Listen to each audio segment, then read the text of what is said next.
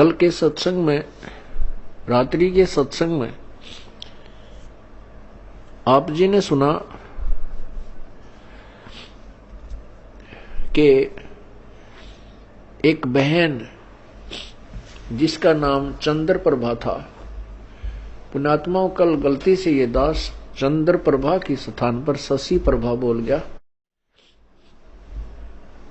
वो चत से उतर गई थी उनका नाम जो है बहन बेटी का, क्योंकि उस आत्मा के कई जन्म हो चुके हैं और कभी वो एक जन्म में शशि प्रभा भी रही है। जैसे कबीर परमात्मा ने कभी विष्णु जी की महिमा गाते हुए तो साथ में कृष्ण भी बोल दिया है, क्योंकि कृष्ण भी विष्णु ही था। तो वैसे उस समय जो उसकी शरीर था, परमात्मा के समय जो वार्ता हुई थी, उसका नाम चंद्र प्रभा था। उस बहन ब्राह्मणी का जो विधवा थी, उसकी एक पुत्री थी और वो परमात्मा से उपदेश भी प्राप्त कर चुकी थी।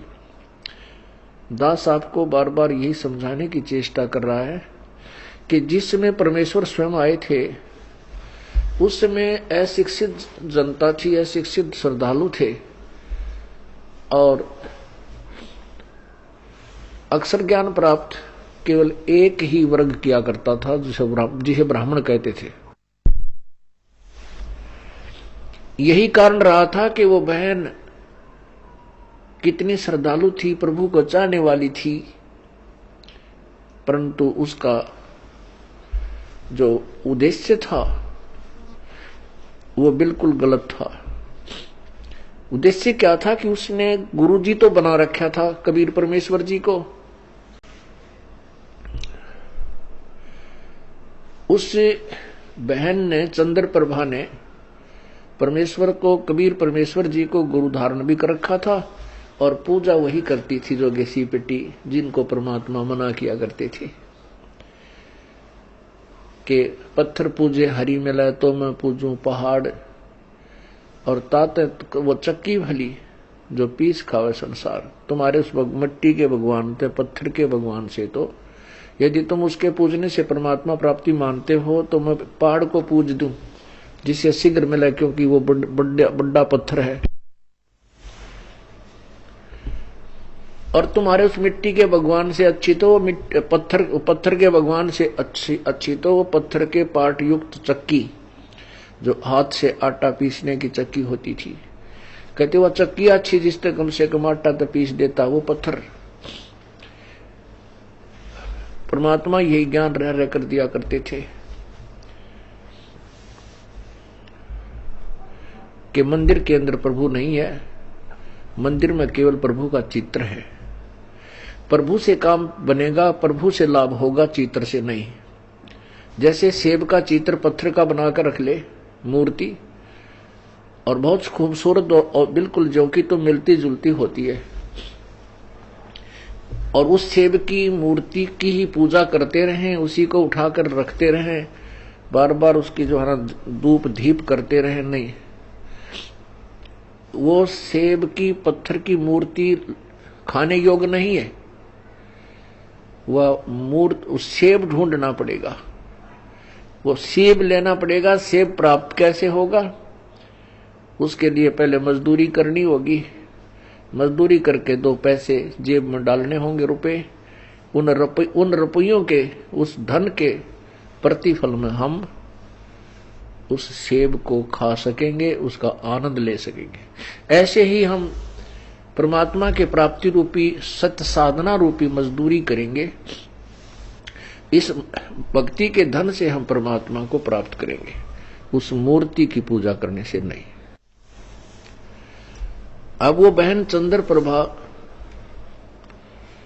कबीर जी को तो एक साधारण संत भक्त मानती थी, संत मानती थी, गुरु जी मानती थी, और जगन्नाथपुरी में रखी उन बिना बगैर पंजे के हाथों वाली मूर्ति को वो भगवान मानती थी। इसी भ्रम को निवारण करने के लिए प्रभु ने ये लीला की, एक तीर से 2 शिकार किए। उधर से वीर सिंह जी भी उनको परमात्मा नहीं मान पा रहे थे, उनको केवल एक संत और गुरु ही मानते थे। परमात्मा कहते हैं कि गुरु मानुष कर जानते ते नर कहिए अंध, होवे दुखी संसार में आग गए यम के फंद। कबीर गुरु गोविंद दोनों खड़े, गुरु गोविंद दोनों खड़े, किसके लागू पाए, बलिहारी गुरु अपना जिन गोविंद दियो मिलाए।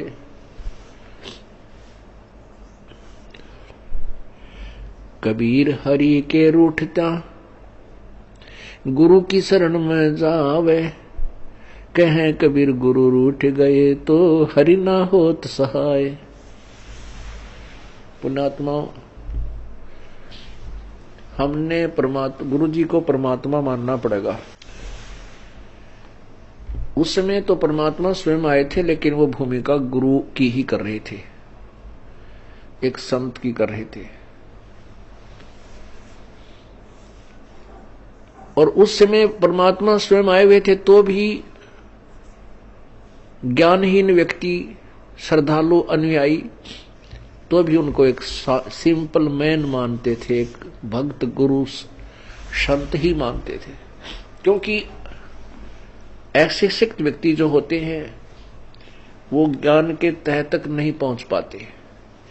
कितनी बार समझा लिया प्रभु ने, लेकिन एक वो अक्षर ज्ञान युक्त अज्ञानी संस्कृत भाषा बोलकर और उस भोली आत्माओं को गुमराह कर देता था कि तुम्हारा गुरु तो अशिक्षित है, उसको अक्षर ज्ञान है ही नहीं, वो वेदों और गीता के बारे में जानता ही नहीं, वो तो कोई बकवाद घड़ता है, झूठ बोलता है। तो हम वो अनुयायी जो प्रभु के थे वो विचलित हो जाते थे और वो मान लेते थे उस अज्ञानी अक्षर ज्ञान युक्त प्राणी की इन बातों को कि सचमुच हमारे गुरु जी तो अशिक्षित हैं, इसलिए ये वेदों और गीता को तो नहीं जान सकते। और वेदों और गीता जी के बारे में तो ब्राह्मण लोग ही सही बताते हैं, पुराणों के विषय में यही सही जानते हैं, क्योंकि सभी पुराण, सभी पवित्र सदग्रंथ, पवित्र गीता जी, पवित्र चारों वेद, पवित्र पुराण सभी संस्कृत लैंग्वेज के अंदर लिपिबद्ध है। इस बात का वो नाजायज फायदा उठाएगी। परमात्मा ने इसलिए ये समय सेलेक्ट किया, ये टाइम सेलेक्ट किया कि पिछली पीढ़ी के अंदर शिक्षित होगा सारा समाज, उस समय ये मेरे को पहचान पाएंगे मेरे बच्चे, और इन काल के दूतों को ये धिक्कार देंगे, ठुकरा देंगे, छोड़ देंगे, त्याग देंगे। गुरु मानुष कर जानते ते नर कहिए अंध, ओए दुखी संसार में आग यम के फंद। पुण्यात्मा, अज्ञान की इतनी गहरी छाप हमारे ऊपर हो चुकी है कि हम परमात्मा की परिभाषा से अपरिचित हैं। हम परमात्मा को निराकार मानते हैं। ये अज्ञानी संत, ऋषि, महर्षि और गुरुजन परमात्मा को निराकार बताते रहे, जबकि हमारे सब सदग्रंथ और जिन महापुरुषों ने परमात्मा के दर्शन हुए, उन्होंने अपनी अमृतवाणी में परमात्मा को साकार बताया है और मनुष्य सदृश बताया है, मनुष्य जैसा। लेकिन उनके शरीर के मटेरियल में और हमारे शरीर के मटेरियल में बहुत अंतर है। परमेश्वर का शरीर तेज पुंज का है, उनके शरीर की शोभा बहुत ही अधिक है। करोड़ सूर्य और करोड़ चंद्रमा की मिली जुली रोशनी भी उनके एक रोमकूप की रोशनी से फीकी है। वो साकार है और मनुष्य सदृश है। परमात्मा के उस स्वरूप को चरम दृष्टि से नहीं देखा जा सकता, उसको केवल दिव्य दृष्टि से देखा जा सकता है। और परमात्मा जब यहां आते हैं, अपने उस अत्यधिक तेजों में शरीर के ऊपर एक हल्का ओवरकोट डालकर अपने शरीर के उस वास्तविक तेज को कुछ छुपा करके यहां प्रकट होते हैं सहशरीर आते हैं और सहशरीर चली जाते हैं। उसमें वे एक संत, भक्त, हंस और एक जनसाधारण की भूमिका करते हैं। परमात्मा पाने के लिए गुरु जी, गुरु बनाना अति आवश्यक है। राम कृष्ण से कौन बड़ो, उन्हों भी गुरु कीन, तीन लोक के वे धनी, गुरु अग अधीन। राम कृष्ण बढ़ते पुर राजा, तिन गुरु बंद कीन निज काजा। कहते हैं राम कृष्ण से तो तुम किसी को बड़ा नहीं मानते। उन श्री रामचंद्र जी ने और श्री कृष्ण चंद्र जी ने भी गुरु बनाए और वो तीन लोक के मालिक भी गुरु जी के समक्ष नतमस्तक रहे, एक गुरु मर्यादा में रहे। श्री रामचंद्र जी ने वशिष्ठ जी को गुरु बनाया और श्री कृष्ण चंद्र जी ने दुर्वासा जी को आध्यात्मिक गुरु बनाया। श्री कृष्ण जी के संदीपनी जो थे वो अक्षर ज्ञान के गुरु थे, उन्होंने उनको अक्षर ज्ञान सिखाया था। गुरु मानुष कर जानते, अब ये तो सिद्ध हुआ कि गुरु का होना अति आवश्यक है। आध्यात्मिक अपने इस ज्ञान, आध्यात्मिक मार्ग को, आध्यात्मिक क्रियाओं को सफल करने के लिए, परमात्मा प्राप्ति के लिए गुरु जी का होना अति आवश्यक है। अब गुरु जी के प्रति हमारा कैसा व्यवहार बर्ताव हो। गुरु गोविंद कर जानियो, रहिए शब्द समाये, मिले तो दंडवत बंदगी, नहीं पल पल ध्यान लगावे। कहते हैं परमात्मा स्वयं संकेत कर रहे हैं कि गुरु गोविंद कर जानियो, गुरु जी को भगवान मानकर चलना और उनकी आज्ञा का पालन करना, उनके द्वारा दिए गए मंत्र का खूब डट के साधना करना, भजन करना श्रद्धा से। और जब भी आपको मिले दंडोत प्रणाम कीजिए। यदि आपसे दूर हैं तो पल पल उन्हीं का ध्यान कीजिए।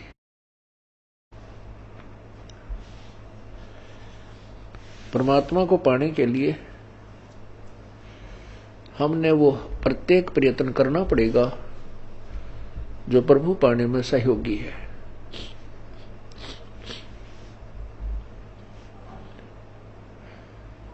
जैसे ये दास है, उसने तो परमात्मा स्वयं आए थे, अब ये दास बेच दिया अपना। ये दास भगवान नहीं है, लेकिन परमात्मा के नियम अनुसार आप जी ने इस दास को भगवान के तुल्य मानना होगा। आपने परमात्मा मानना होगा। फॉर एग्जाम्पल, जैसे एक मैथमेटिक्स का, गणित का एक प्रश्न होता है ऋण का, उसके अंदर मूलधन ज्ञात करना होता है। मूलधन ज्ञात करना होता है, उसमें सपोज करना होता है, उसमें मानना होता है, मान लीजिए मूलधन 100 रुपए। वो जो मूलधन हमने ज्ञात करना होता है वो तो लाखों और करोड़ों में होता है, लेकिन 100 रुपये मूलधन मानकर फिर दर निकाल ली जाती है। उस दर को मल्टीप्लाई करके फिर वो वास्तविक मूलधन निकाला जाता है। जब तक 100 रुपये मूलधन नहीं मानेंगे तब तक वो वास्तविक मूलधन आपको प्राप्त नहीं हो सकता, आपका प्रश्न हल नहीं हो सकता और आपको 0 नंबर मिलेंगे। इसी प्रकार ये भक्ति, आध्यात्मिक परमात्मा प्राप्ति रूपी जो प्रश्न है, ये इक्वेशन है, ये क्वेश्चन है, इसको हल करने के लिए, इसको सोल्व करने के लिए आपने इस दास को भगवान मानना पड़ेगा। तब आपकी आध्यात्मिक क्रियाएं सफल होंगी। जैसे आप यहां से जाओगे, आपने परमात्मा देखा नहीं है, आपने इस दास को देखा है, वो परमेश्वर इस दास का रूप धारण करके आपके समक्ष वहां खड़ा होगा। अब जैसा जिसका व्यवहार इस दास के प्रति यहां है वो वैसा ही करेगा। जैसा आपका इस दास के प्रति आपके मन में दोष या श्रद्धा है वो ज्यों की त्यों वहां होगी। जब आपकी वहां एक बार फिर जो है पछोड़ लाओगा परमात्मा, आपके पास भक्ति धन भी है, आपके अंदर गुरु जी के प्रति वह श्रद्धा नहीं है जितनी भगवान के प्रति होनी चाहिए, तो भी आप वहां से रिजेक्टेड हो जाओगे तिरकुटी के ऊपर। पुण्यात्माओं, ये आपको रिहर्सल कराई जा रही है आपसे, और आपने इस रिहर्सल में इस दास को प्रभु मानकर व्यवहार करना है, परमात्मा जानकर हर तरह की क्रिया करनी है। बोलते समय, चालते समय, अंदर में कोई विशेष गुरु जी के विषय में विवेचन करते समय आपने ये जानना पड़ेगा कि जैसे हम भगवान के बारे में सोच रहे हैं, आपने ये विचार करना चाहिए कि हम गुरु जी के बारे में क्या सोच रहे हैं। नहीं, हम भगवान के बारे में सोच रहे हैं। यदि इस दास में कोई दोष देख रहे हो तो आप परमात्मा में दोष देख रहे हो, या तो फिर त्याग जाइए, यहां से चले जाइए। आपको ऐसे गुरु की आवश्यकता नहीं जिसमें आप दोष निकाल रहे हो।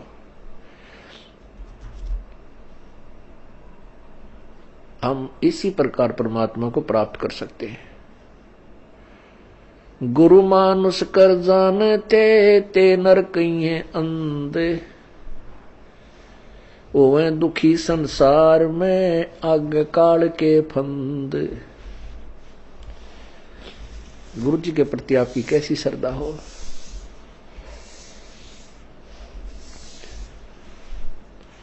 जैसे वो बहन चंद्र प्रभा परमात्मा गुरु जी को भी गुरु भी धारण कर रखा था, और जगन्नाथ जो पुरी वाला भगवान है, जो मिट्टी का माधो, उसको भगवान मान रही, और वो वास्तविक परमात्मा उनके पास रहे, उनसे बात करे, उनको ज्ञान समझा, उसको सुख दे, वो भगवान नहीं। फिर भी श्रद्धा वही थी उस नालायक की। तब परमात्मा ने उसके उस भ्रम को निवारण करने के लिए एक तीर में दो शिकार किए थे। उधर से वीर सिंह बघेल, काशी नरेश भी उनको केवल एक सिंपल मैन और एक संत मान रहे थे। जब वही धोती जो वो बहन चंद्र प्रभा वहां लेकर गई थी जगन्नाथ के मंदिर में, और जगन्नाथ के मंदिर में चढ़ा दी थी श्रद्धा से, और वहां से उठकर वह बाहर परिसर में आकर गिरी थी, आंगन में गिरी, और आकाशवाणी हुई थी कि जगन्नाथ तो बनारस में बैठा है, वो कबीर नाम जुलाहा कबीर रूप में वहां विराजमान है, और तू नालायक यहां आ गई।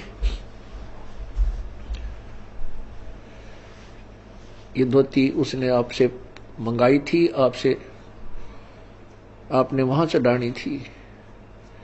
तब चंद्र प्रभा की आंखें खुली को हुई, ये तो भगवान थे। जब चंद्र प्रभा और सैनिकों ने आकर के दृढ़ विश्वास दिलाया तो वीर सिंह बघेल के मन में भी यह बात सेट होगी, कोई ये तो परमात्मा है। जब उनके हृदय में ये बात समाई कि तो प्रभु हैं, तब उनको पुनरुपदेश दिया प्रभु ने। वीर सिंह से कहा कि नाम ले दोबारा, कित का सार नाम के चक्कर में पड़ रहा है। पहले अपने हृदय ने साफ कर और फिर डट का भजन करो, ताकि तुम परमात्मा पाने योग्य हो सको।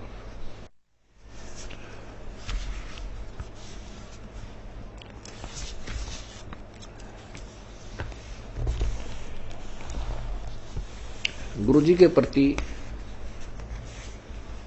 गुरु की महिमा आप प्रतिदिन पढ़ते हो नित्य नियम में, लेकिन आप पढ़ते हो उसके ऊपर विवेचन नहीं करते। आप प्रतिदिन क्या सुनते और पढ़ते हो। कबीर दंडवत गोविंद गुरु बंधु अविजन सोए, पहले बहे प्रणाम तेन नमो जो आगे होए। कबीर दंडवत गोविंद गुरु, गोविंद गुरु माने गुरु भगवान को नमस्कार करूं। दंडवत गोविंद गुरु गुरु भगवान, गोविंद माने भगवान, गुरु मीन गुरु, गुरु भगवान को दंडवत प्रणाम करूं और बंदू अविजन सोए, पहले भय प्रणाम ते नमो जो आगे होए। ऐसे महापुरुष गुरुदेव के तुल्य आगे और पीछे जो भी आए हैं उन संतों को नमस्कार है। गुरु को कीजय दंडवतम, कोटि कोटि प्रणाम, कीट न जाने भृंग को यूं गुरु कर ले आप समान।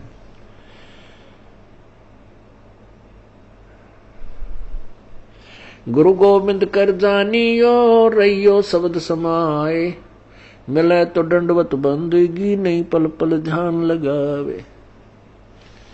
अपने गुरुदेव के प्रति परमात्मा तुल श्रद्धा बनाओगे तभी आप परमात्मा के चरणों में परमात्मा को प्राप्त कर सकोगे।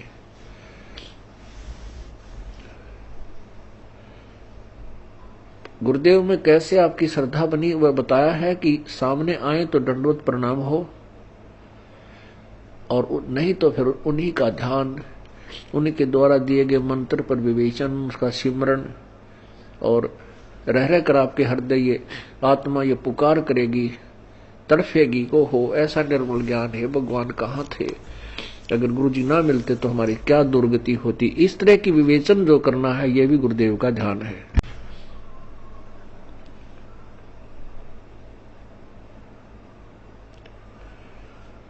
अब क्या विचार करना हमने, सतगुरु के उपदेश का लाया एक विचार, जय सतगुरु मिलते नहीं जाते नरक द्वार। सतगुरु का अर्थ होता है तत्वदर्शी संत, यथार्थ ज्ञान प्रकाशक। जो सच्चा ज्ञान देने वाला है वो सतगुरु होता है। सतगुरु के उपदेश का लाया एक विचार, जय सतगुरु मिलते नहीं जाते नरक द्वार।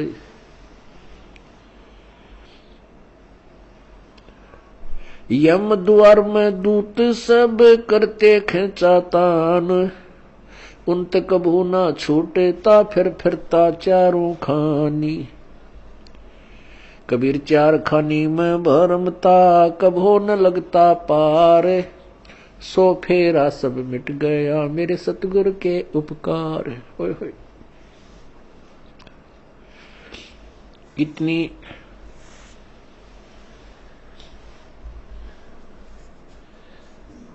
हृदय विदारक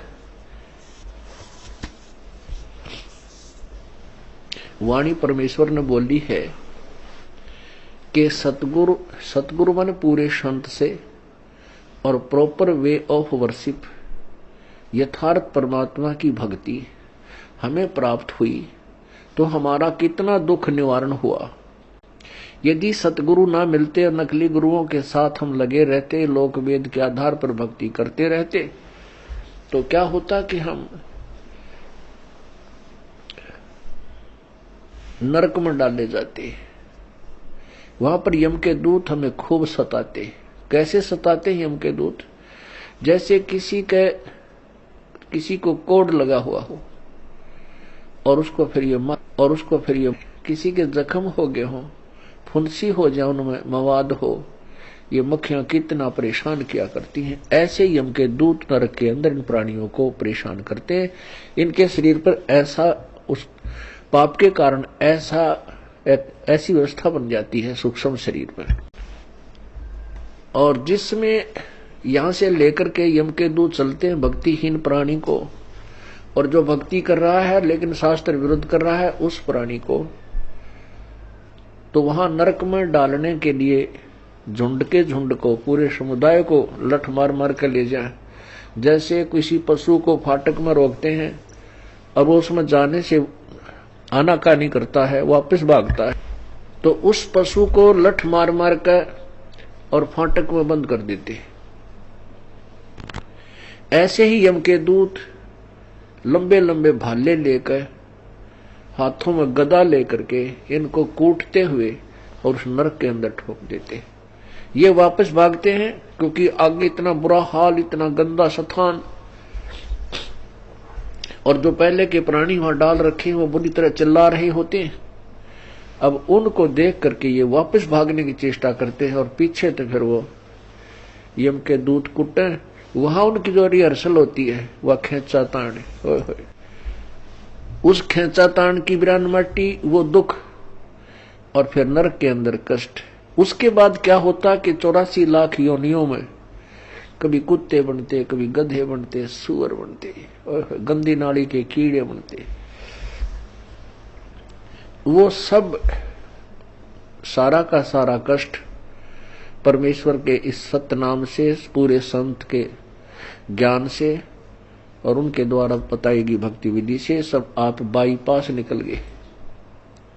न नरक में जाना पड़ेगा, न काल की तपस्या पर आपको जाना पड़ेगा, और न ही 84 लाख योनियों में आपको जाना पड़ेगा। पुण्यात्माओं, आप तो बालक हो, क्योंकि भक्ति मार्ग का ज्ञान कभी हमने सुना नहीं। केवल जैसा भी परंपरागत हमारे जिस भी धर्म में हम जन्मे हैं उन्हीं लोक वेद को हम अंतिम भक्ति का ज्ञान, आध्यात्मिक ज्ञान मानकर उसी पर आश्रित थे।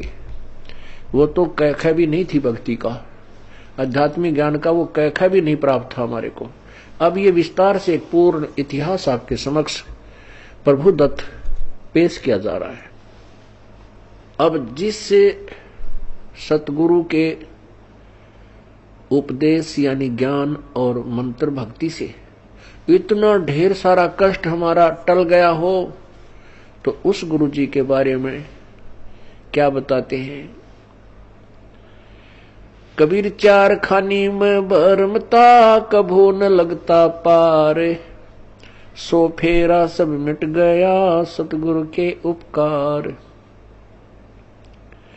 7 समुद्र की मसी करूं, लेखनी करूं बन राय, धरती का कागज करूं, गुरु गुण लिखा न जाए। क्या बताते हैं परमात्मा, अपनी महिमा आप ही सुनाते हैं कि ऐसे परम संत की क्या महिमा करूं। यदि मैं पूरी पृथ्वी का कागज बनाऊं और 7 समुद्रों की इंक बना लूं, एक पेड़ में एक वृक्ष की कितनी कलम बन जाएंगी बिना गिनती की। और फिर कहते पूरे समुद्र के सारे समुद्रों की इंक बना के और धरती के जितना लंबा कागज लेकर जो लिखन लिखूं, तो ऐसे सतगुरु की महिमा, उनके गुण का मैं गुणगान नहीं कर सकता, नहीं लिख सकता। वो थोड़ा पड़ जावे, 7 समुद्र भी खत्म हो जाए, वो कलम भी घिसने और कागज भी छोटा पड़ जावे, तो अभी पर उस ऐसे संत की महिमा शेष रह जावे। कबीर बलिहारी गुरु आपना, घड़ी घड़ी 100 बार, मानुष से देवता किया करत न लागी बार। कबीर गुरु को मानुष जो गेणे, और चरणामृत को पान, ते नर नरक में जावेंगे जन्म जन्म होवे समान।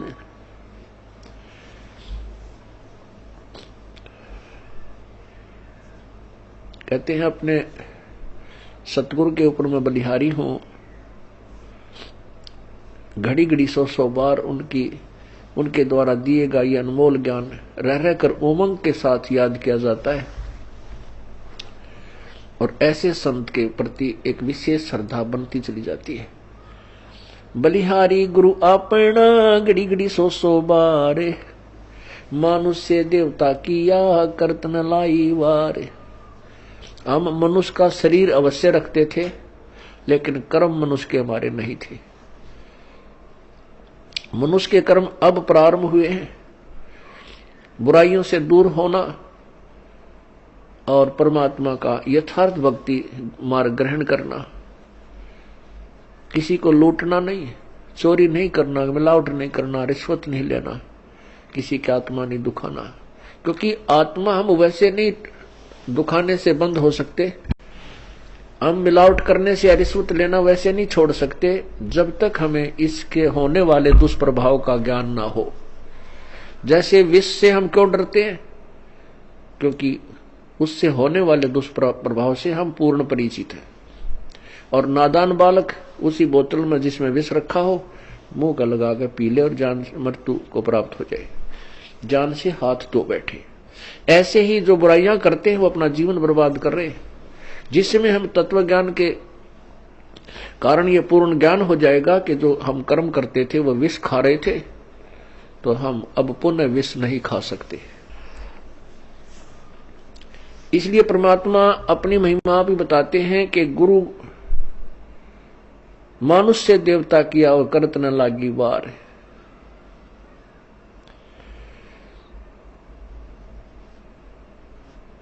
कबीर गुरु को मानुष जो गण और चरणामृत को पान, ते नर नरक में जावेंगे जन्म जन्म हमें समान। गुरु मानुष कर जानते ते नर कहिए अंध, ओवे दुखी संसार में आगे यम के फंद। कबीरा ते नर अंध है गुरु को कहते और, हरि के रूठे ठोर है गुरु रूठे नहीं ठोर। कबीरा हरि के रूठते गुरु की शरण में जाए, कह कबीर गुरु रूठ गए तो हर ना होत सहाय। कबीर गुरु से ज्ञान जो लीजिए शीश दीजिए दान, भौतुक भोंदू बह गए ये राख जीव अभिमान। अब क्या बताते हैं परमात्मा? आप ही आकर के अपने पाने की विधि को और गुरु मर्यादा को वो स्वयं बता रहे हैं। ये परमेश्वर कबीर जी का आदेश है और उसी को हम पाने के लिए चले हैं। उनके आज्ञा का हम उल्लंघन करेंगे, उनके वचनों का उल्लंघन करेंगे तो हम प्रभु प्राप्ति नहीं कर सकते। फिर फायदा क्या इस परमात्मा के मार्ग पर लगने का? और ये इतना आसान मार्ग है कि गरीब से गरीब और साहूकार से साहूकार, रंक से रंक और राजा से राजा, कितना ही महाराजा भी क्यों ना हो वो भी प्रभु प्राप्ति कर सकता है। लेकिन उसने अपनी क्रियाओं में परिवर्तन करना होगा और प्रत्येक कदम परमेश्वर के निर्देश अनुसार ही रखना होगा, तब हम परमात्मा पा सकेंगे। अब क्या बताया है कि गुरु गोविंद दोनों खड़े किसके लागू पाए। बलिहारी गुरु आपना जिन गोविंद दियो मिलाए।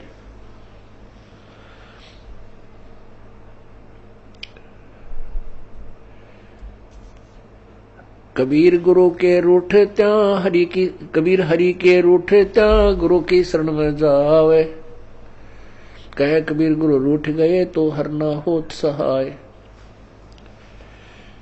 परमात्मा स्वयं ही बता रहे हैं कि एक तरफ गुरुजी खड़े हैं और दूसरे साथ में परमात्मा खड़े हैं, तो किसके हम चरण छुएं, किसका विशेष आदर करें, किसकी चाह प्रथम करें? आप ही उत्तर दे रहे हैं कि बलिहारी गुरु आपना जिन गोविंद दियो मिलाए। अब इस उदाहरण को आपको समझाया जाएगा कि जैसे एक मटके में, गड्ढे में जल है, वो तो समझो भगवान है। एक तरफ हैंडपंप खड़ा है वर्किंग पोजीशन में, चालू हालत में। एक तरफ तो हैंडपंप यानी नल है, एक तरफ एक मटके में, घड़े में जल है। तो उस मटके के जल को तो भगवान समझो और नलके को गुरु जी समझो। तो इन दोनों में से कहते मैं किसके चरण छूं, अर्थात किसको महत्व दूं? आप ही उत्तर देते हैं कि बलिहारी गुरु आपना जिन गोविंद दियो मिलाए। मटके में 10 किलो 20 किलो पानी है, जल है, और उसने कोई वो गिर जाता है, टूट जाता है, खत्म हुआ, या पीने से भी वो समाप्त हो जाता है। यदि हैंडपंप ठीक है, वो खराब नहीं है, तो इसे ऐसे 1000 मटके भर देगा। कहने का भाव ये है कि यदि आपका राम कब रूठ गया, कबीर हरि जय रूठ जा, कबीर गुरु जय रूठ गया तो हर नहीं होत सहाय। और यदि कबीर हरि जय रूठ जा, गुरु की शरण में जावे, जिसमें आप जी के ऊपर, किसी व्यक्ति के ऊपर आपत्तियों का दौर शुरू हो जाता है, वो स्वयं कहने लग जाता है भी मेरा राम रूठ गया, मेरा परमात्मा रूठ गया, मेरे थे मेरा भाग फूट गया, मेरा राम रूठ गया, तो उसके पुण्य समाप्त हो गए, पाप कर्मों से वो प्रभावित हो रहा है। जैसे आप कहीं खेत में या मजदूरी कहीं कर रहे हो, आपने एक मटका पानी का लेकर गए, वो काम करते करते पीते रहे, वो समाप्त हो गया, आपका जल खत्म हो गया, आपका राम रूठ गया। यदि जल और नहीं लाओगे तो प्यासे मर जाओगे। तो कहां जाते हैं? हैंडपंप या कुएं में। उस कुएं से या हैंडपंप से वो जल, वो मटका फिर भर लाते हैं, तो वो फिर से काम शुरू हो गया। पुण्यात्मा जो दुखी प्राणी हैं, उनका राम रूठ गया, उनका राम रूठा हुआ है, उनका भगवान रूठा हुआ है, क्योंकि उनके पुण्य समाप्त हो गए। वो जल थोड़ा बहुत था, वो पी प्या लिया, तुमने खत्म कर दिया। अब कहां जाएंगे उस जल को लेने के लिए? हैंडपंप पर। हैंडपंप से आप फिर मटका भर लाइए, मटका भर लाए, फिर जो अभाव, जल के अभाव से जो कष्ट था वो समाप्त हो गया, आपके प्राण बचे। ऐसे ही गुरुजी हैंडपंप है और जल भगवान है। अब यदि आपने हैंडपंप पे तोड़ दिया, उसको मिस हैंडल करके, उसके साथ बदव्यवहार करके, उसका ऐसे ऐसे झटके पटके नू नू कर कर वो तोड़ दिया, उसकी कोई वासर खराब होगी या किसी प्रकार भी,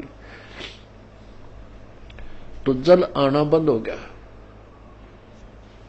तो फिर वो जल जितना आपके पास आपके पुण्य है वो चलेंगे, तब तक चलेंगे, उसके बाद फिर आपको फिर दुख शुरू हो जाएगा, अर्थात वो जल फिर प्राप्त करना होगा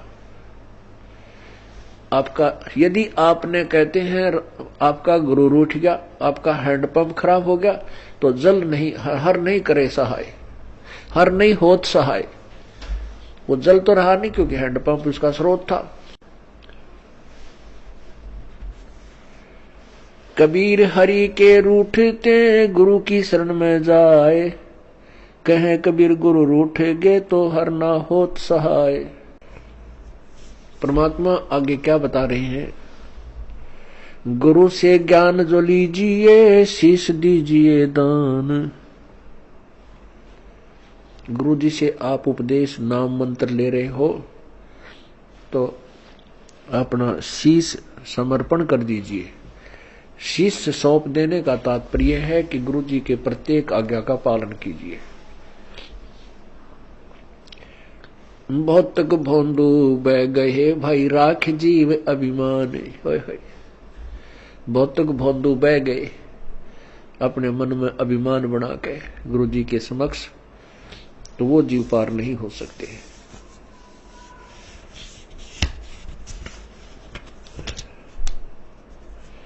तन मन दिया तो भला किया, सिर का जासी भारे।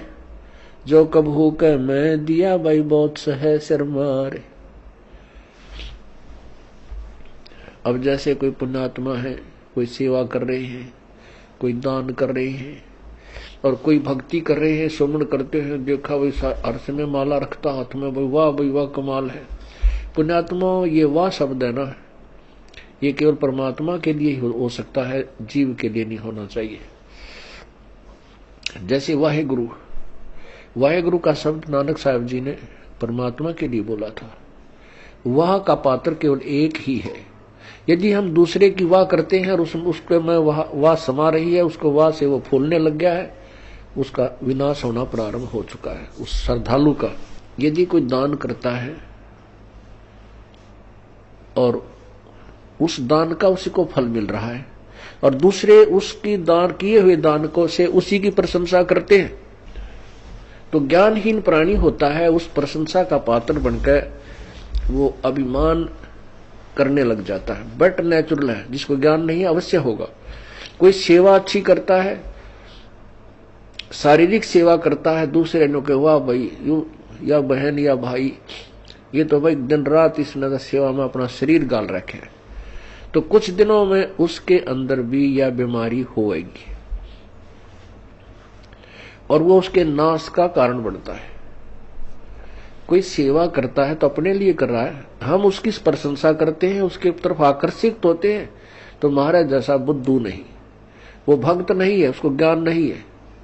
कहते हैं गुरु को तजय भजय जो आना, तापसुआ को फोकट ज्ञाना। क्योंकि हम जिसकी प्रशंसा कर रहे हैं हम उसके ऊपर आसक्त है बाई हुक एंड क्रुक, तो हम परमात्मा से हटकर उसकी तरफ आकर्षित हुए हैं, तो यह भी कमजोरी है। परमात्मा के पाने में हमने सारी कमजोरी मिटानी होगी। एक बूढ़ा आदमी डॉक्टर जी के पास गया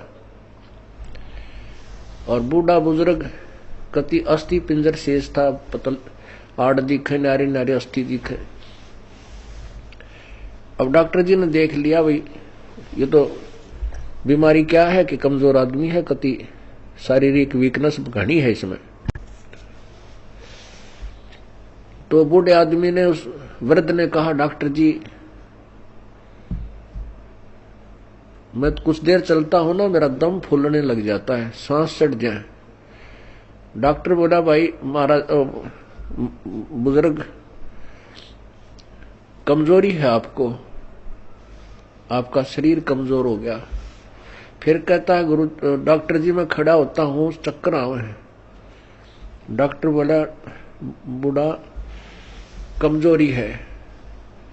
फिर बोला जी पिंडी बढ़के हैं, यानी पिंडलियों में दर्द हो जाता है। डॉक्टर बोला कमजोरी है। अब बूढ़े को गुस्सा आ गया,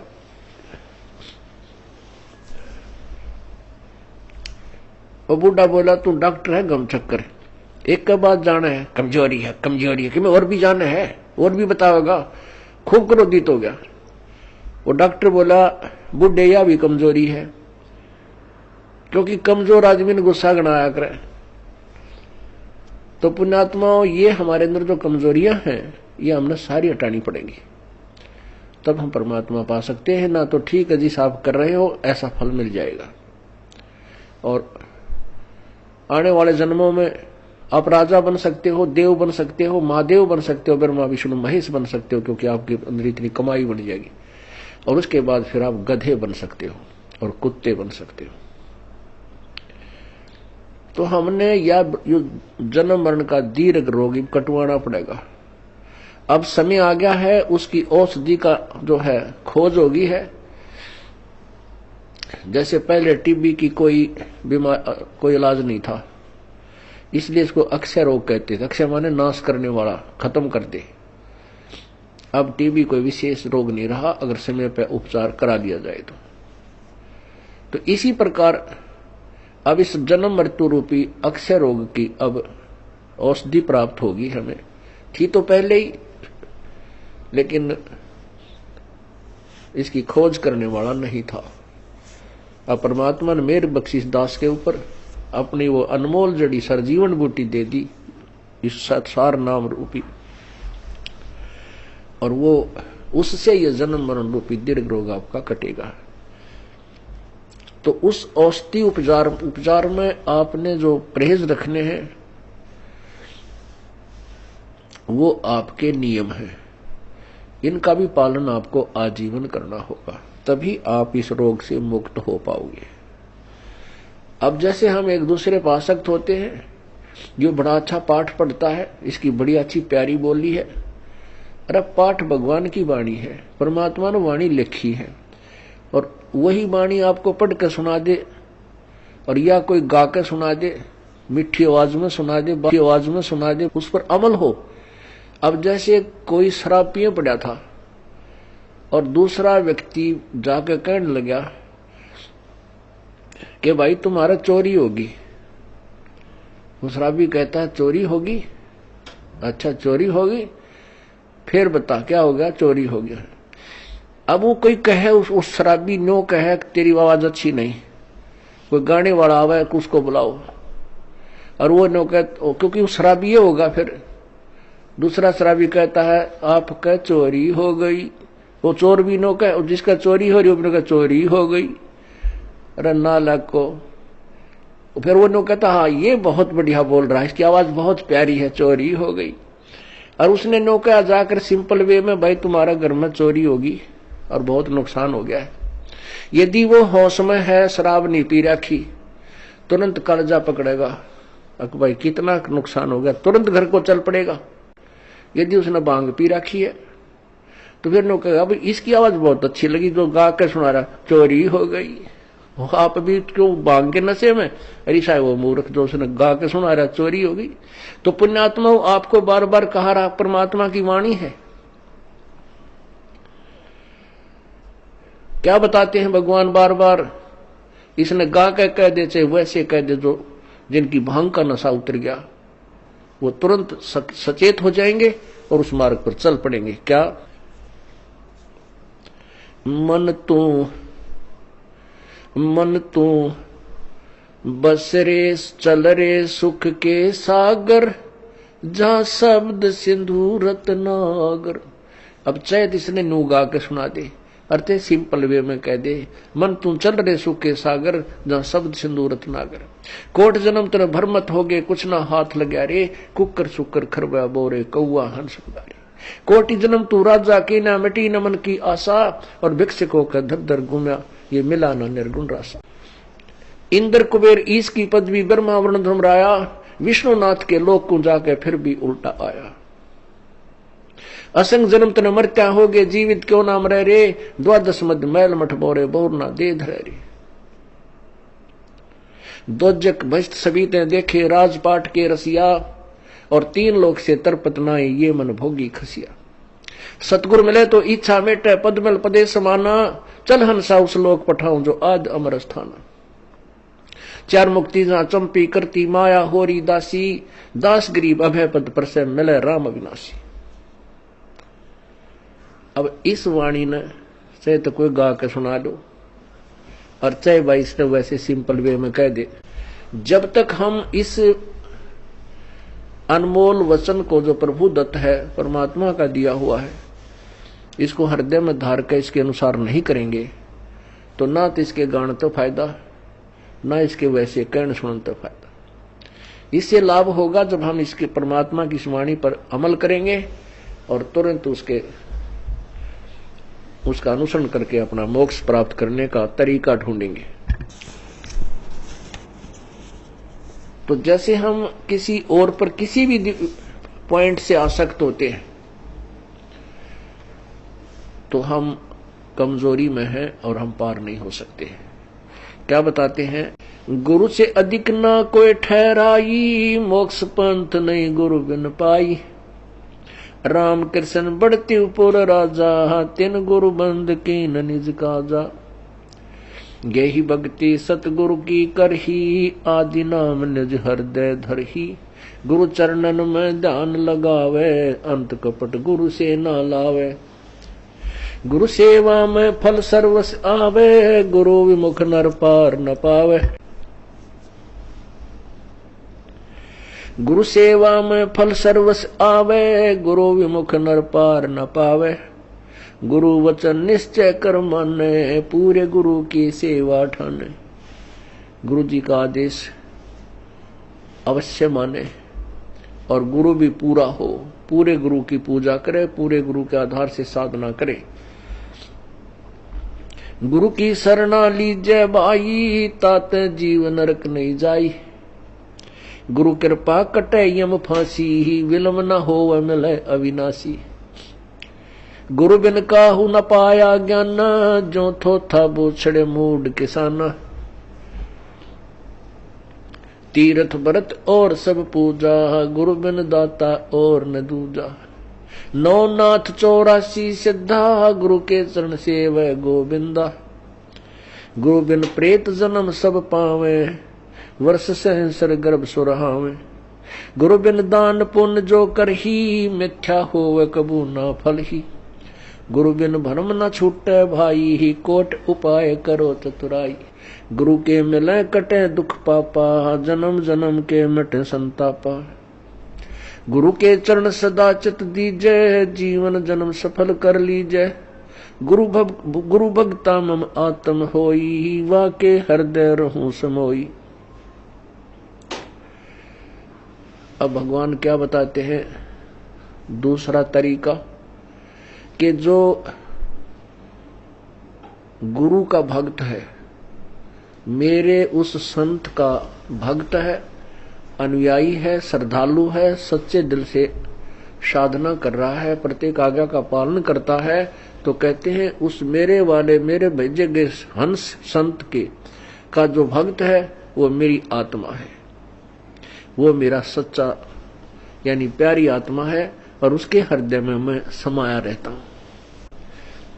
आप जी के हृदय में जब तक परमात्मा है, कब तक है? जब तक आप इस दास को भगवान की दृष्टि में देखते हो, तब तक आपके हृदय में प्रभु है।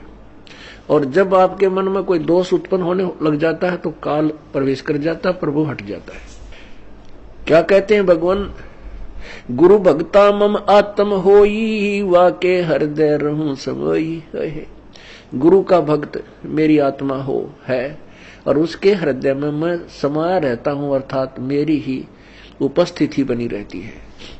और जब तक भगवान की उपस्थिति है तो आपकी श्रद्धा भगवान गुरुदेव के प्रति और भक्ति के प्रति एक पूरी निष्ठा बनी रहती है। जो ही आपके हृदय में कोई दोष आता है प्रभु गुरु जी के प्रति, चाहे किसी प्रकार से, चाहे प्रत्यक्ष या अप्रत्यक्ष, परमात्मा आपसे दूर हो जाता है। ऑटोमेटिक सिस्टम है। तो उसमें आपके विचारों में परिवर्तन, ये दास पहले आपको आज जो पुण्यात्मा, जब तक आपके हृदय में परमात्मा समाये हैं तब तक ये दास आपको क्या दिखता है ये तो आपको मालूम है, दास नहीं कहना चाहता। और जब आपके हृदय में काल समा जाएगा, ये दास आपको दुष्ट दिखाई देगा। दास वही है, पहले भी वही था और बाद में भी वही है, और आगे भी ऐसा ही रहेगा।